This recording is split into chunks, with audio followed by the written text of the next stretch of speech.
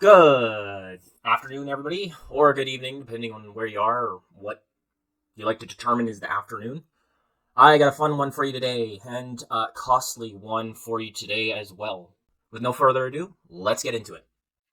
From Narcity, new Canadians get free admission to national parks across the country, and here's how. How's that? Off the taxpayers' back? Yeah, pretty much. So, hey, all you Canadians, born and raised Canadians, or if you're, I believe what it says down here, we'll read it, but if you're past the 5 years of being a Canadian citizen, you are screwed. So you do not get to be part of this program reasons, because our government. I love how the government just loves to siphon money out of us. So, for this ridiculous stuff, it's like, oh man. At least the Ontario government, you can on your taxes, you can file that you went to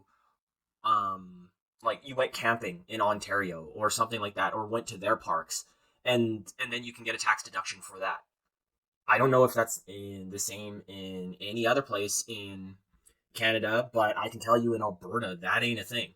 So hey, if you're Canadian, we're gonna just siphon the money out of you and give it to people who to new citizens because screw you, natural born Canadians or native Canadians and any Canadian over 5 years. So let's get into this. Are you new to Canada? If you're a newcomer to the country, you'll be happy to know that there are plenty of benefits and freebies available at the taxpayer's expense. Oh wait, no, they didn't say that. They just said available to you. Huh. That's interesting. Anyways, you'll tell that Narcity is like really sort of talking this thing up, and they don't really explain how this affects normal people. Well, okay, that's hard. That's the wrong way to say it. How this harms uh, Canadians who are born here. So, if you're a newcomer to Canada or a new Canadian citizen, you can get free admission to all places administered by Parks Canada across the country for 1 full year, including national parks, historic sites, and marine conservation areas. So, if you live in Alberta, Banff, right now per adult it's about $20. Same with Jasper, and all of these places cost. I don't know about the marine stuff. The historic sites. Um, to be particularly honest, I don't really think the historic sites cost too well. I don't know how much the historic sites cost. I assume it costs at least over $20. But my big thing is visiting the parks because this gives you free. Like each adult is free. So and during during a year, you can go every single weekend for a whole weekend and do camping. And so, for a person who's not a newcomer, I should use that, not a newcomer, because that's a little bit better in saying how many taxpayers have to pay for this. But a typical long weekend, 3 days, right? So you're gonna be paying $20 a day for going to Banff, let's say. So you'll have to. That's $60 right there that you're spending, right? And that's for like one long weekend. Can you imagine how much money you'd save for a whole week of camping? Because usually if you have a job, you get say 2 weeks off, right? Right here, you can get a week free in Banff, and all you'd have to pay for is camping. What do we get? We get to pay the normal rate, and we get to pay higher taxes because we are not new citizens. So I hate the government. If you've not realized that yet, I despise whoever thought of this. They say to be eligible, you must be over 18 and a newcomer to Canada within your first 5 years as a permanent resident. Yeah, so all you newcomers to Canada who have reached your 6 years, you're not included in this. You're included in the pool of taxpayers who will have to pay for other people to experience this fun. So if you're still working at a minimum wage job or at any job really, you don't get to experience the fun of all these provincial parks for free. You have to pay your way reasons because the government deems it so. Or have continuing, they say first 5 years as a permanent resident, or have received your Canadian citizenship in less than 12 months ago. So great, and then they say you have to sign up for an account on Canoe, and this is a mobile app from the Institute of Canadian Citizenship. Now I haven't even looked into Canoe or like how you can sign up for it or what personal information they siphon off of you, but I wonder if this is to track all new Canadian citizens. I This might be a conspiracy. Let's go into the imperfect conspiracy time. I wonder if this is to, yes, track the sheer amount of new Canadians who came to Canada, or the illegal citizen. Why did I almost call it citizen? The illegal immigrants who came to pretty much walked across the border during the Great Cold. Because our government just like loves them for some weird reason, and most likely will call them permanent residents soon. So, anyways, so they're using this Canoe app to pretty much track them and track who is coming, because there was a story, I think it was in the National Post, where like the government just lost 1 million people who came into the country. Like they were just gone. So, well, this is a pretty good way of recovering those 1 million people who just magically disappeared because of the sheer ineptitude of our liberal government. So they say that they'll be able to get free admission to attractions and sites across the country, including museums, science centers, art galleries, parks, historic sites, and more. This pause is for emphasis, and because my anger is actually increasing now. Do you know? Well, museums. Some museums are free, so I'm hesitant on getting two, but like they get to go to the Royal Tyrrell Museum here in Alberta for free, and well, quote unquote free. I get to pay for a bunch of people to go to the Royal Tyrrell Museum, and let's not just think of this is there is a record amount of people coming into Canada right now, and we're gonna have to pay for this program every single year when record people are coming into Canada. So that means like record people are going to become Canadian citizens. And then once they get that Canadian citizenship, we're going to have to pay for all of their excursions, all of their vacations around Canada for a whole year. And I mean, who wouldn't take that? Who wouldn't like be like, yeah, I don't have to pay for any of this stuff. It sounds awesome, right? Like, oh, and then, well, after that, they get to enjoy the feeling of their taxes increasing to pay for other people to go to on their vacations for free. But I mean, quote unquote free.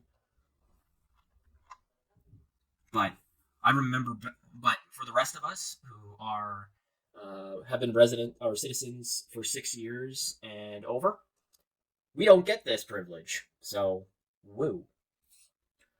So they keep on going through pretty much here what the Canoe app is, how can you can apply for the Canoe app. I'm not going to go through it. I'll put a link to the article below. So I mean, if you're a new Canadian, go go do it. Go below and well, be careful with the Canoe app. To me, I'm in between. Depending on what it would ask me, I might be a little bit hesitant on giving my information to an app that also is also in bed with the government. Because the ridiculous thing is you shouldn't have to use the Canoe app. And uh, I'll get off of the tax thing. I think I've ranted enough about that. But like I said, go below. I'll have the link there. So definitely go to this article. Also, when you're about to go to the article, if you could hit that subscribe button, I would impeccably appreciate that. So if you could do that, that would be awesome. And definitely comment. What do you think about us paying for newcomers to go on wonderful excursions? We get to pay for them to go hiking into the most beautiful areas, and get to experience some of the most beautiful sights on your dime. And even though you have to pay for it yourself. Let's continue. So yeah, they keep on going through what this Canoe app is. It has a QR code that you have to scan with the park attendants. They say you'll have to show Parks Canada staff your canoe card, screen along with a piece of government-issued photo ID to get free admission for the day. See, I'm not particularly sure if it's just free for the day. I'm assuming it's not. It doesn't really say whether or not this is like you can use it for camp for admission to the park for the whole week. I'm assuming so because you could just go back, go to I guess the entrance or something like that, get it for the day, show them, and then come back every single day, and then just make that the habit.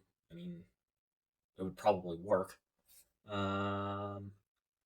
They say, while the benefit includes free admission to all Canada's national parks, historic sites, you'll still have to pay for camping, things like camping, hot springs, guided tours, and hikes.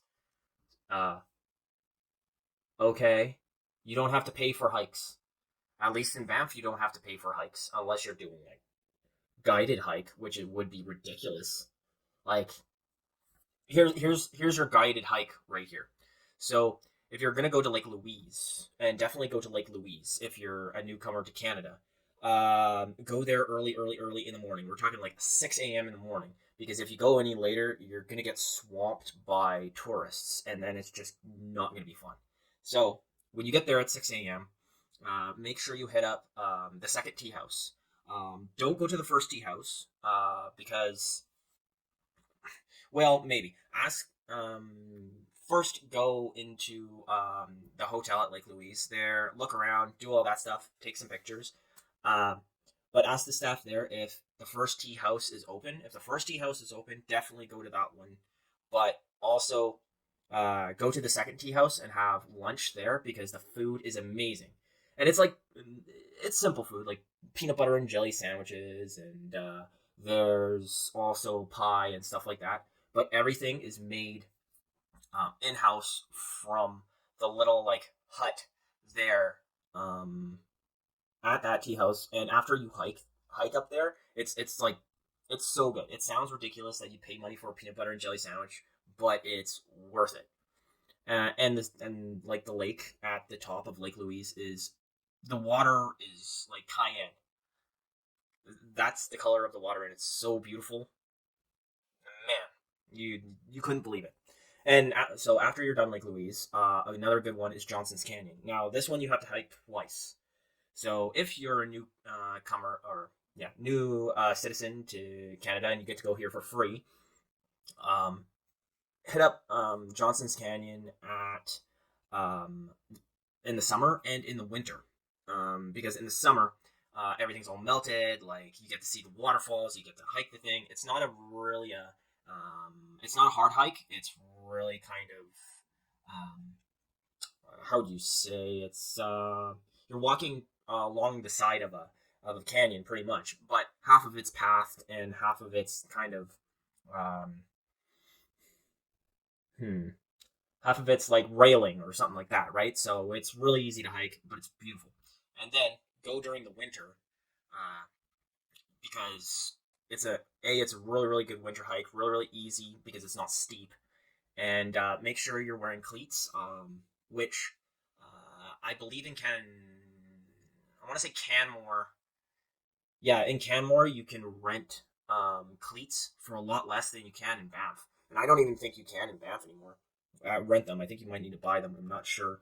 But yeah, anyways, go there during the winter, and all of the waterfalls you see in summer are frozen over, but the ice is so clear you can see the waterfall behind the ice, and there's like people scaling the waterfall trying to get up there. It's beautiful. It's totally different. And so after that you've got your free trip to Johnson's Canyon during the summer and the winter. Also head up Highling. This one is extremely steep and it's narrow. And a lot of people, I mean, the last time I went, a lot of people tried to hike it in flip flops. Do not try and hike this in flip flops. But I can't remember if Highling is actually in Banff or not. I don't think so. I think it's just right before near Canmore. But once you actually get to the peak of Highling, it's sort of a flat summit, so you can walk along the top of the mountain, and you can actually sit on the top of the mountain and have your feet dangle over.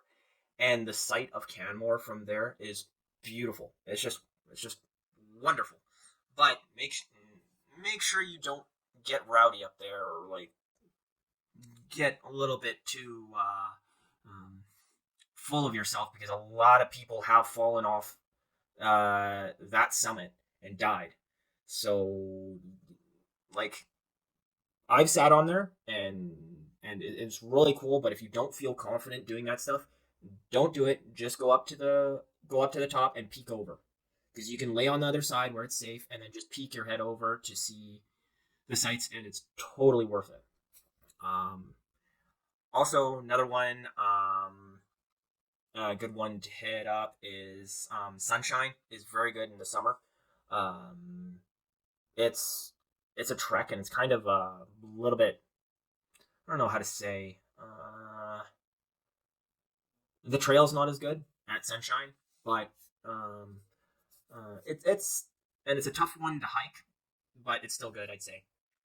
Um, Now, an even better one is a whole day hike. I'm talking like this is like it would take me probably 8 hours or more to hike.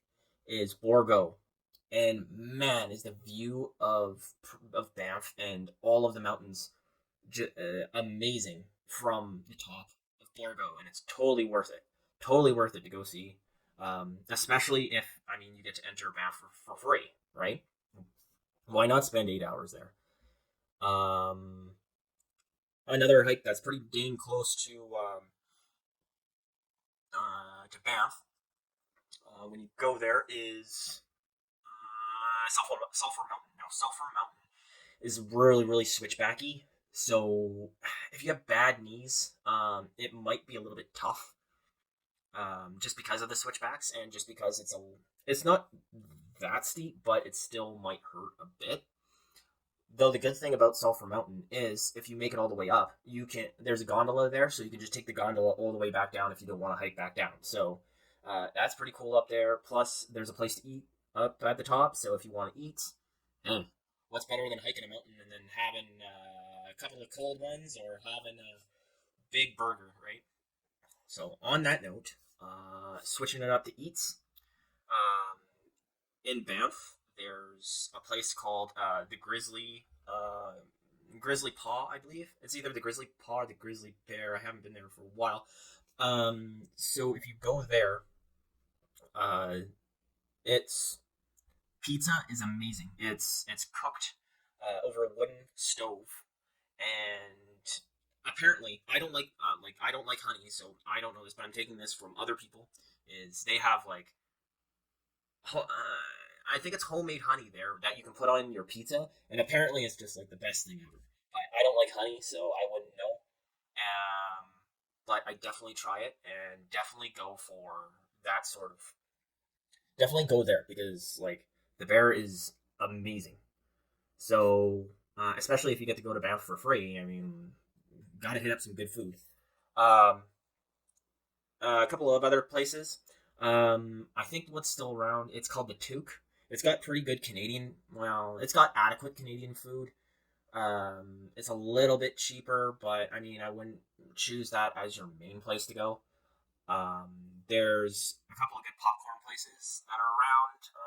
Of course, the Spaghetti Factory is wonderful. Also, I can't remember quite what the place is called, but there's I think it's called like the Cow Dairy or something like that. But it's got like a big cow and an ice cream sort of logo down on the strip, Main Street, Banff, and that place's ice cream is freaking amazing. You have to stop there if you're gonna go there. It is like one of the best places for ice cream in Banff. Um, for eating, other than that, because you got a free entry to Banff, I wouldn't really bother hitting up Canmore too much for like eats. But like since you can go there whenever and don't have to pay, I mean, just go have a foodie day, right? Um, some good. I want to think some good camping spots. Castle Mountain is always a good uh, camping spot. So if you're gonna try to camp, Castle Mountain is probably the best. So try to hit up there, but it's incredibly hard. You have to book like a month, maybe two in advance. But there's a ton of places to camp around there. Just make sure you get one that has a fire pit. So that'll be cool, especially if you can get in for free. So Jasper, if you're gonna hit up Jasper, I can't really comment a lot on Jasper because I haven't really done too much around there. There's I have to say Moraine Lake. Oh wait, no, that's in Banff. Okay, if you're not a hiker, that's the other thing. Moraine Lake is really good to hit up because it's an easy hike and it's all paved and it's still beautiful. Anyways, um, but what if you're not in the west? What if you're in the east, around the Toronto area, and then life sucks because you're in Ontario? To be particularly honest, Ontario has no good provincial parks. It just does not. It is flat. It is boring. But try to hit up Algonquin Provincial Park. To be particularly honest, that's the only place that really matters. Maybe there's other places around the Canadian Shield, but ugh, I don't know.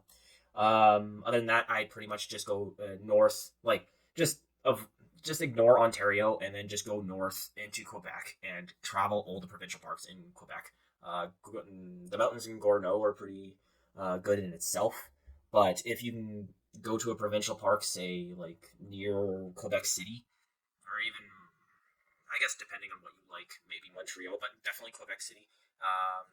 Hit that place up and take a day trip to Quebec City because that place is beautiful. I can't really recommend going any place during winter because it would just be too icy. Now, maybe you're an even more avid hiker. You're like me, and you're just like, this is too flat for me. This is boring. There is a place called Cape Breton Island. It's north of Nova Scotia. I had a moment.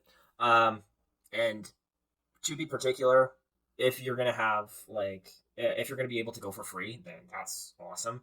Um, but so go there, and there's a drive where you can drive all the way around Cape Breton Island, right where to like.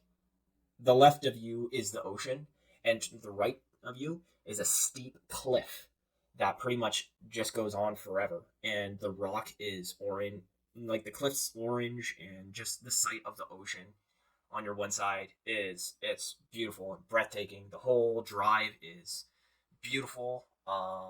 There's nothing like it in Canada.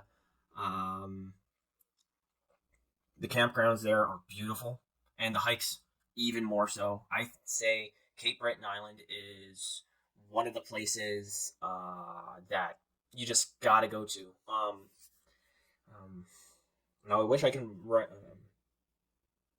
remember some of the harbors, but there's a harbor right smack dab in the middle between Nova Scotia and Cape Breton Island, and like right before you go to Cape Breton Island, there's a small town there. It's got like a harbor and stuff like that. I wish I could remember its name. Yeah, it's Harbor something. But at night, watching the massive ships come in is is awesome. And during the day, seeing where that actual harbor is, you're just surrounded by mountains, and like this town is in the middle of nowhere. I wish I could remember what it's called now. But yeah, that provincial park definitely a must if you're out in the Maritimes. I can't really give you any information on anywhere in Yukon and North Newfoundland and Labrador. And I would recommend PEI, but I don't know how well it's doing right now after uh, the big hurricane that went on there that kind of like flushed all of its red sand beaches out. But that might be something to look into. But I don't think there's any provincial parks around there in PEI, not that I can think of at least. And honestly, in Fredericton, around the Fredericton area, definitely a lot of good hikes around there. A ton of trees, but some good provincial parks around there. Not so much for mountain hiking because there's not that much mountain hiking. But I mean, if you're getting to go to provincial parks for free, hey, why not? Um, so a lot of that stuff, they'll be. I have more information on if you guys need some help on good places to go visit and some beautiful hiking spaces.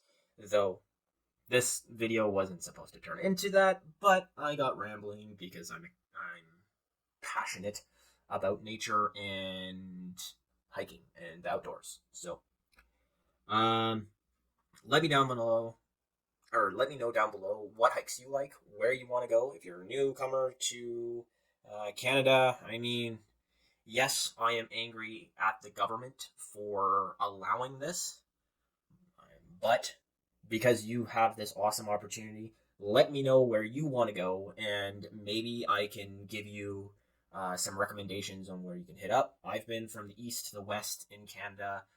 The only places I probably can't tell you anything about is like from Yukon to Northwest Territories and Newfoundland Labrador. Apparently, though, I heard Newfoundland Labrador is amazing.